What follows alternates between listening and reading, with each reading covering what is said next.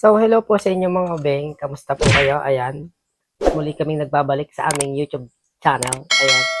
Ngayong gabi po for today's video ay may ipapatry po kasi akong ipakain kay Patricia. First time niya po kasing kakainin daw to. Sino po ang nakakain na nito at alam yung lasa? Ito po, kulantro. Ayan, kulantro. Ayan. So, papasubok po natin kay Patricia kasi, di ba love, first time mo pa lang kakain ito? No, ayan. So, mga ubeng yung iba, kinakain lang siya ng ganito. Yung kumbaga, hihimayin lang ng ganito, tapos wala na silang sinasawsawan o ano. Pero ako po kasi, lola ko po ang nagpakain sa akin yan. So, ang magandang kapartner daw po niyan ay paksiw. So, bumili po kami ni Patricia ng paksiw, ng pangpaksiw na ng paksiw na bulol na ng pangpaksiw na bisugo. Ayan, bumili kami. Ayan, pinapaksiw ko na po siya, bisugo po yan. So nakabili po kami 7 piraso, 100 pesos. Ayan, at nabawasan pa ng isa. Kinain ng aming napakabait na alaga.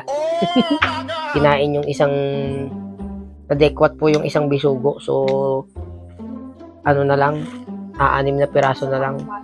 Sa maampalad, nakuha yung isang isda. So, ayan. At magpapaksiw tayo. Tapos, dun nyo po isasawsaw yung kulantro. Mamaya, kapag yung luto na siya, actually, paluto na eh. Pagkaluto, sa maliit na mangkok na ganyan, andun yung sabaw, tapos pipigaan mo ng kamatis. Tsaka mo isasawsaw ngayon yung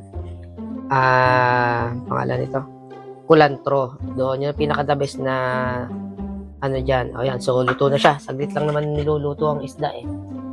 Kasi hindi pwedeng yan, madudurog. Kaya pag okay na yan. So yan na. Pinatay ko na. Ngayon, si Patricia ay may inire-ready sa ating pagkain para mamaya. Ayan, pag pinagluluto po tayo ni Pat. At hindi ko po alam kung anong luto itong gagawin niya. Sabi niya, pagkakain, ang tawag dyan, lab? Parang appetizer. Parang appetizer. Side dish? Ay, side dish. Wala sa mga sinabi eh. Wala sa mga sinabi ko. Ayun, side dish. So, pagkakain natin mamaya, yun namang niluluto niya ang ating titikman. Bumili po siya ng breadcrumbs. Ano pa yun, lab? Cornstarch. Tapos, yun nga, patatas. Bumili siyang patatas. Tapos, bumili din siya ng hidden cheese. Ayan, cheese. At ano pa yung isang binili ng kasama natin ito? Ito lang kasi may itlog naman na. O yun, so titikman natin mamaya kung ano yung Makain mo na ng hilaw. luluto. Matigas yan. Kasi nagulat ako, biglang sabi niya sa akin, lab, punta tayong palengke. Bili tayo ng may bibilihin ako. Tapos nagulat ako, may listahan na siya. Nasaan na yung listahan mo? Tinapon mo na. Nasaan? Ayan, pakita mo yung listahan. Ayan. May listahan siya kanina. Pakita mo. Ayan. May note pa. Note from Patricia. Ayan yung listahan niya kanina. So, tingnan natin habang niluluto niya mamaya. Kasi hindi ko talaga alam yan. Kahit ako, hindi ko niluluto yan. Tingnan natin kung ano yung kanyang lulutuin. Para sa atin. So, ayan. Pero yan, lulutuin niya pagkatapos namin kumain ng hapunan. Kasi patatry ko muna sa kanya yung kulantro. Ayan. Kasi first time niya makakatikim. Comment down below kung sino nakatikim na ng kulantrong to kasi ang sarap. Promise, kahit ako nagustuhan ko dati.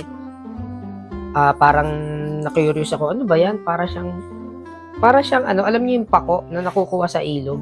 Pako. Pero magkaiba sila ng lasa.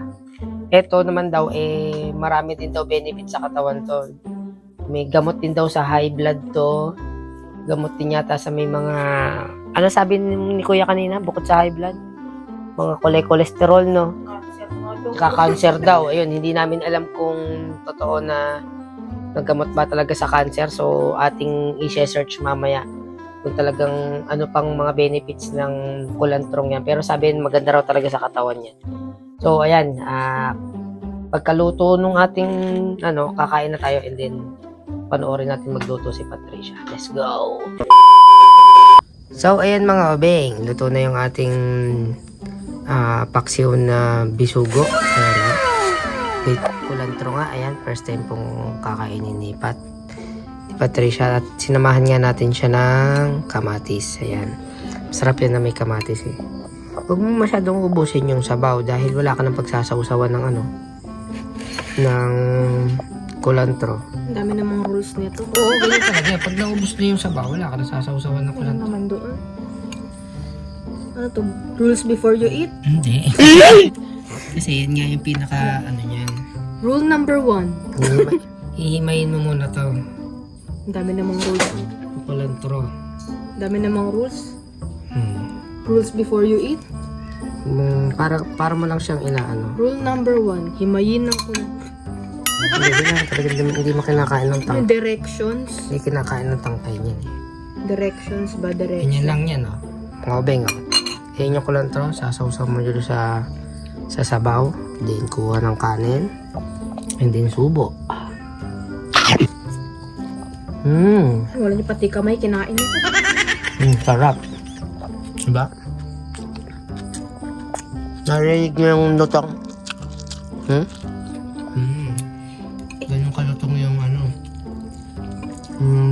kulantro. Tapos may kasama pang kamatis. Hindi mo man lang tinanggal yung yung Alin? tag dito. Hindi tinatanggal ang kaiskis niyan. Huh? Ganyan niluluto yan. Hindi tinatanggal ng kaiskis. Okay, fine. Niluluto ito talaga yung ganyan yan. Wow! Narinig nyo naman yun. Tumutunog pa.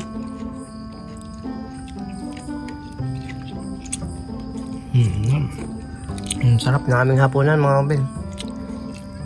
Kain tayo mga beng. Parang buong kamay kinain. Kain tayo mga beng. Kain. Let's go. Kulantro. Kulantro. Bisugo and with kamatis. Damihan mo yung kuha. Maghintay ka naman, Diyos ko po naman. Ano to? Rule number 2, damihan ng kuha. Oo, para maraming makain. Rule number 3, Mga beng, mura lang po sa palengke pagkakabili namin baka ito. gusto mong ialis yung Yung isang buong taling yan is 30. taling. Taling. 30 pesos lang po yan. Inyo. Tapos yung bisugo 100 o 130. May ulam na. Sarap niyan. Habang pinakukuluan po yung patatas ni Patricia Patatas po. ko. Ito po, oh. Pinakukuluan niya na yung patatas. Ayan. Pinalalambot niya. Hindi natin alam kung anong luto gagawin niya dyan. Sa bahala dyan. Sa titikman ko na lang yan mamaya. Ano lasa ng kulantro? Nung isinawsaw mo sa Teka, hindi nakita ng mga kaubing natin. Isa pa. One more time. Yung pagkain ng kulantro. Kasi dati pinakakain ko sa'yo. Sabi mo, ano yun? Kanina po, nadaanan namin lang to sa palengke. Sabi niya, ano sabi mo kanina? Akala ko parsley. Yun na daw akala niya. Paghihimay kita. O yan. At ako may hawak ng camera. Wait lang. Humihan natin. Hindi ako makahawak na masyado eh. O yan. Samahan mo ng kamatis bago tas kanin. Tsaka Ganun miso. talaga ginagawa ko. Mm-mm. Ano ba ito? Ayan o. Tapos kasama yung kulantro. Sino po ang mga nag-uulam ng ganito sa kanilang mga tahanan? Tagalog. Diba? Napakalalim ng Tagalog. Dahil ang sarap po talaga. Tapos yung kulantro, lubog mo doon sa sabaw. Yan. Tapos with kamatis. Yan. Sabihin mo sa akin kung ano lasa. First time mo kasi first time mo eh. Ako kasi alam ko na lasa niyan. Oh. Wow, hashtag narinig niyo. Tunog pa. Ano lasa?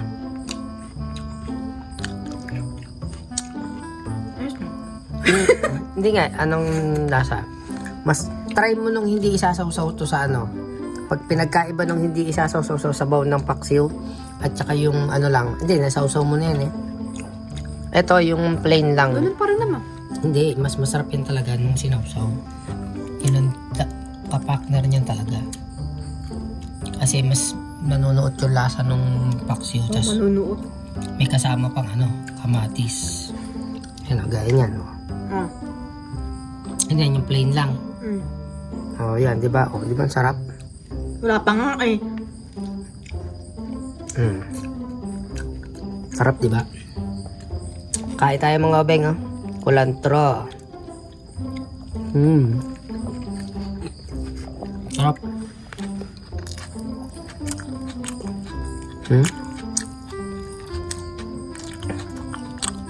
Siguro pwede rin lagyan ng yung parang gagawin mong gagawin mong kulantro salad. Wow.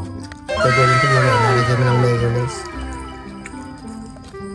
Pero ito sa akin, the best na to eh. Lalagyan lang ng kamatis, tas sausaw sa sabaw ng paksiw.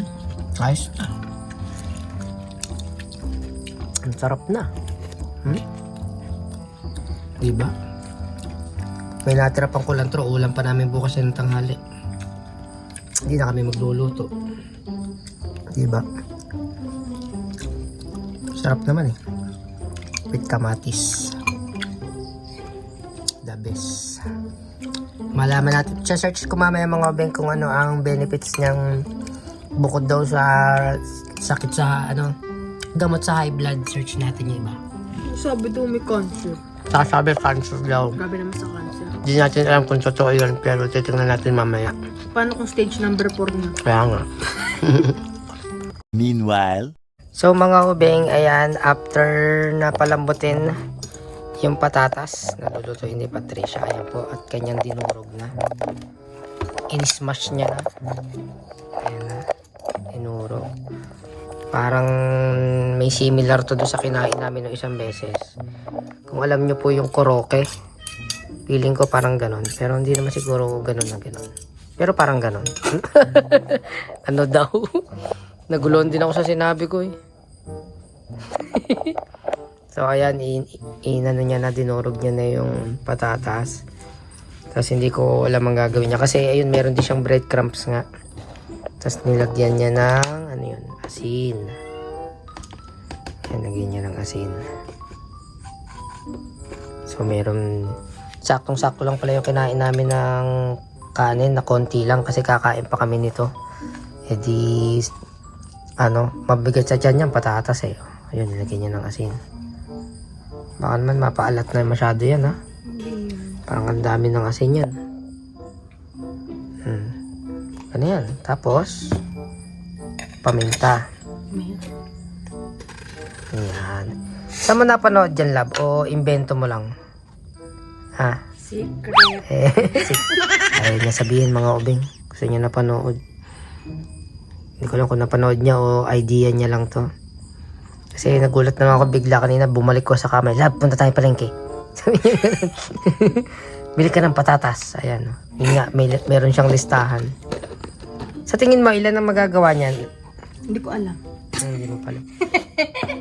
Tingnan natin kung, hindi ko alam kung anong gagawin niya rito. Kung pepretuhin niya ba o ano. Kung wala man kaming oven toaster, paano yung oven yan? Hindi ko alam kung ano pong balak niyang gawin dyan. Ano lang natin. So, ayan na. Niready niya na ang gayatan. Parang matikman ng konti. Para may twist. Oh, nilagyan ng konting kulantro. Kaya pala nagtira siya dun sa ibabaw.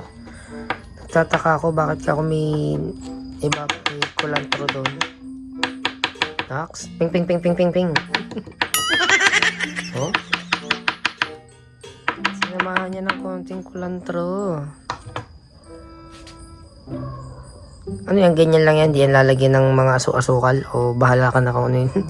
Hindi ko po alam kung ano talaga itong lulutuin niya mga obeng. So, tingnan na lang natin after mga ilang minutes pa. Oh. Ayan. Tingnan natin kung ano yan. a little longer than a few minutes later. So, ayan mga obeng. Matapos po ang pag-smash sa potato, sa patatas. Ayan, dinurog-durog niya na.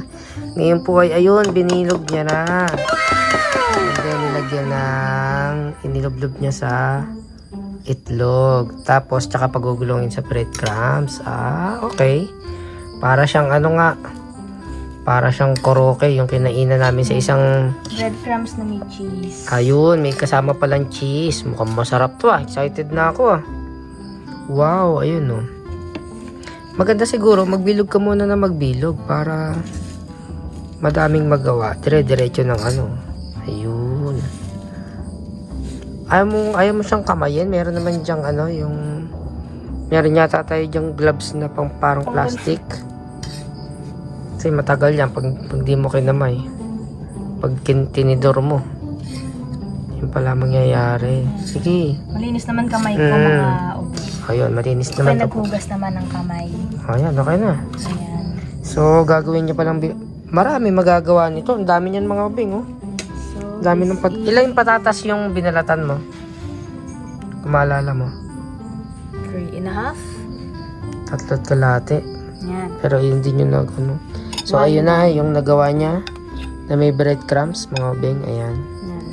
1 down. So, binibilog lang niya pala and then, ayun, papagulungan sa breadcrumbs. Kaya pala bumili ng breadcrumbs. Tapos yung yung cheese mo sinama dun sa breadcrumbs o dito? Dito. Akala ko dito mo sinama. Para mas taste dun sa breadcrumbs yung cheese. Ah, wow, may ganun pala yun. Akala ko dito mo isinama. Ha? Ano? Akala ko ito nilagyan mo ng... Di, akala ko ito nilagyan mo ng cheese, yung ano. Tapos nilagyan natin, dahil nga sa favorite daw niya yung Kulantro. kulantro. Nilagyan niya ng natin ng konti. konting durug-durug ng Yung mga beng, chop o kung makita niyo yung mga green na yan, ayan, yan, kulantro yan. Nilagyan niya ng konting kulantro. CDs, ayan, na may green. Ayun, yun, siya. kulantro yun. Actually, dapat parsley yan. Nox. Parsley. Yeah. Ayun, dapat daw po pala parsley yun. Kaso wala kaming makita kanina. Kaya, ayan, kulantro na lang ang ipinalit niya. Imbis na yung parsley nga. So, ayun, ilulublob lang niya pala sa itlog and then, tsaka pagugulongin sa bread. Ayan, para mabilis. Ganyan ang gagawin. Oh. Ayan, ganun siya. Maraming ba't ayaw mong lakihan yung bilog? Para, mas maganda yung ganyan lang para maraming magawa. Oo. Kaso medyo matagal, ano-anohin yan.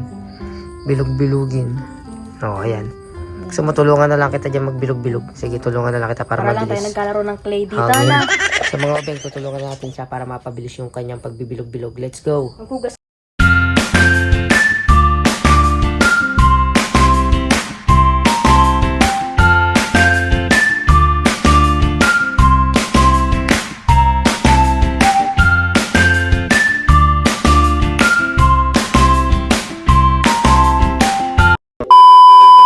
So, ayan mga ubeng, after po namin bilog-bilugin yung patatas, ayan, at ready to prito na.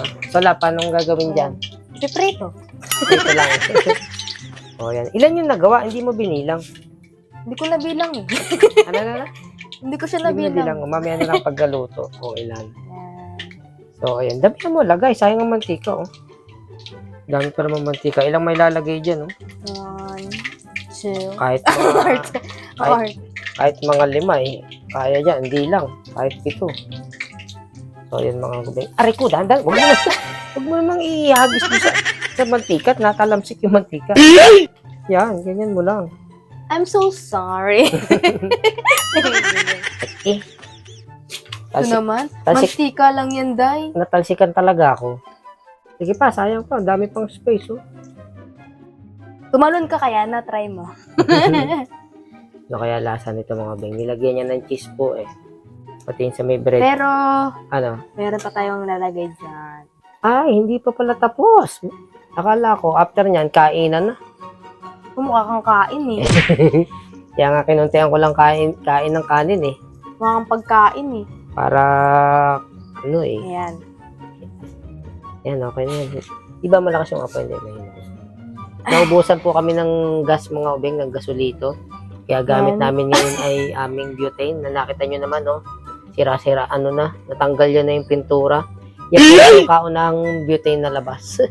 Madali naman yan, pag-agandahin na lang natin, kukulayan natin. Yeah. And kinalawang na. Let's wait them to make Ano da? So, hintayin lang yan mag-golden brown.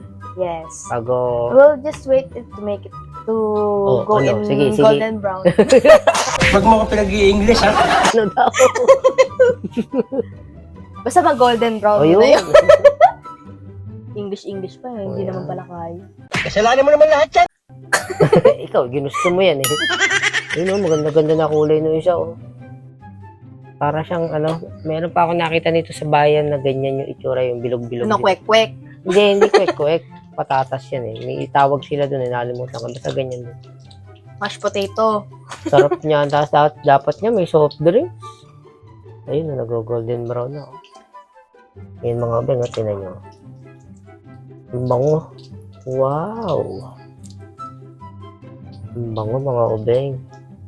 So, tingnan natin kung anong magiging lasa niyan. Let's It's a go! career move. Let's go!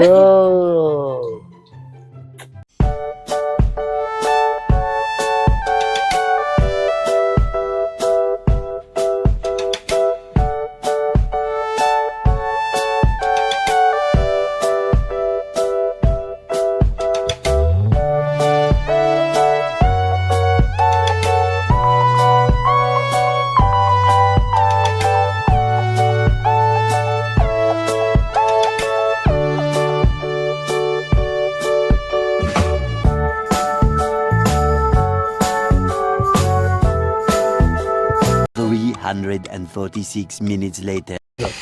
So, ayan mga ubeng, luto na po yung inimbentong luto ni Patricia na patatas. Pero parang, kung tawagin siya, parang potato balls lang din. Pero tingnan natin yung lasa. Kasi, pagka-prito niya mga ubeng, kung mapansin nyo, ayun sa ibabaw. So, ilagyan niya pa ulit ng cheese. So, di ba? Para mas sumarap siya. Agawan pa kami ng aming alagang pusa. So, ayan. Ano pa ang ating iniintay? Ang pinaka-the best part, ang tikiman. Na gustong unahan pa kami ng aming pusa. Ilayo mo muna yan. So, ayan mga ubeng. Oh. So, nilagyan niya ng cheese ulit sa ibabaw. So, excited na ako. Kaya pala konti lang ang kinain na kanin kanina. Ikaw muna ang unang tumitin. Sige, ano, muna titikin ko na ako. Oh, ayaw mo gumamit ng Kaya mga ubeng, cheese yun eh. Puno kasi ng cheese kaya... ako ang unang ng kanyang niluto. So, let's go.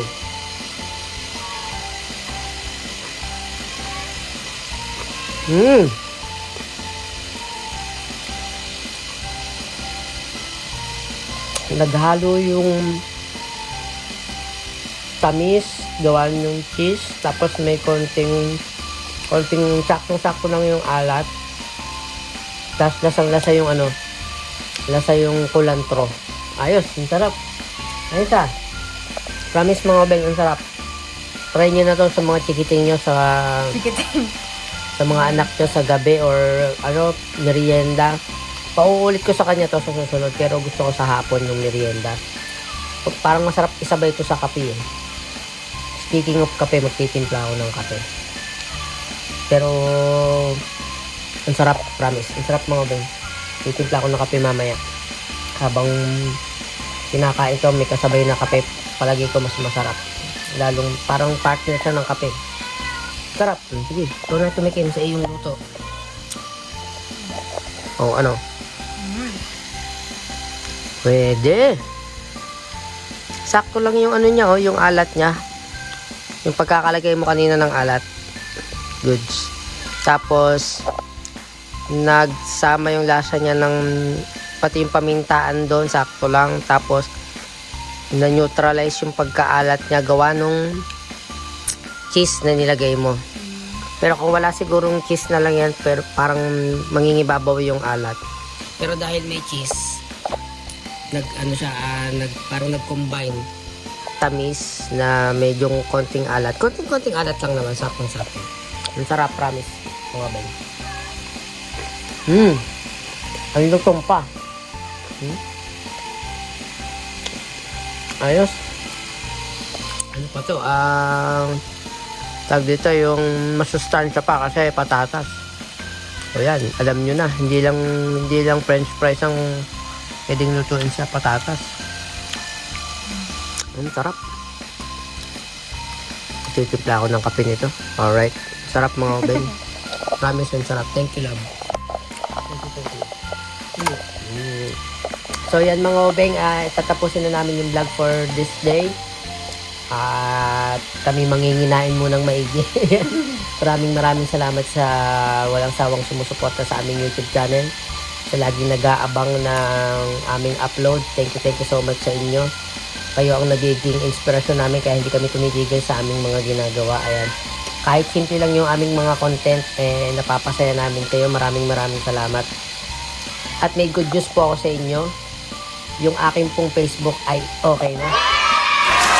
Ano ko na po, nabawi ko na after 5 days. Ayan. Sobrang tuwan-tuwa ako ngayong araw na to. So yun lang mga obeng, kung bago ka pa lang sa aming YouTube channel, and i-subscribe mo na yan. Click mo na yung notification bell para updated ka sa aming mga vlog. Okay mga obeng? Maraming salamat. At anong masasabi mo na sa iyong luto bago natin tapusin to? Baka may gusto kang sabihin. Atak! Ayun daw, attack. So, bye-bye mga obeng. Goodbye. See you on next vlog. Peace out.